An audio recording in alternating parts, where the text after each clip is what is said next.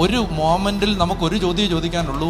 യേശുവാണെങ്കിൽ ഈ വാട്സപ്പിൽ ഈ സെന്റൻസ് എഴുതി ഫോർവേഡ് ചെയ്യുന്നതിന് മുമ്പ് ആലോചിക്കണം, യേശുവാണെങ്കിൽ ഈ മോമെന്റിൽ എന്ത് ചെയ്യും?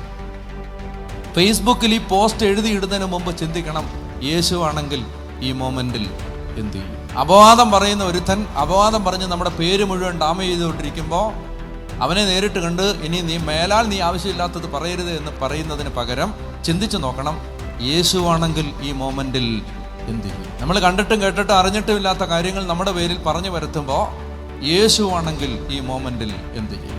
നമ്മുടെ നിലവാരം വേറെയാണ്. നമുക്ക് അനുതാപം വരാത്ത എന്തുകൊണ്ടാണെന്നറിയാമോ? നമ്മുടെ സ്റ്റാൻഡേർഡ് നമ്മൾ വളരെ താഴ്ന്ന ഒരു തട്ടിലാണ് വെച്ചിരിക്കുന്നത്.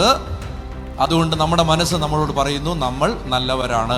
താരതമ്യ പഠനം നടത്തേണ്ടത് മറ്റുള്ള മനുഷ്യരുമായിട്ടല്ല, യേശുവുമായിട്ടാണ്. ഒരു ഉയർന്ന പ്രകാശഗോപുരം, ഒരു തേജോപുഞ്ചം പോലെ ഉയർന്നു നിൽക്കുന്ന ആ തേജസ്സിൻ്റെ, ആ ദൈവപുത്ര, ആ വ്യക്തിത്വത്തെ നോക്കിയാണ് ഞാൻ എൻ്റെ ജീവിതത്തെ വിലയിരുത്തേണ്ടത്. ഈ മൊമെൻറ്റിൽ ഞാൻ പെരുമാറിയത് ശരിയോ തെറ്റോ അത് ഞാൻ അളക്കേണ്ടത്, അതിനകത്തെ ശരി തെറ്റുകൾ ഞാൻ അളക്കേണ്ടത് ക്രിസ്തുവാണെങ്കിൽ ഈ മൊമെൻറ്റിൽ എന്ത് ചെയ്യും?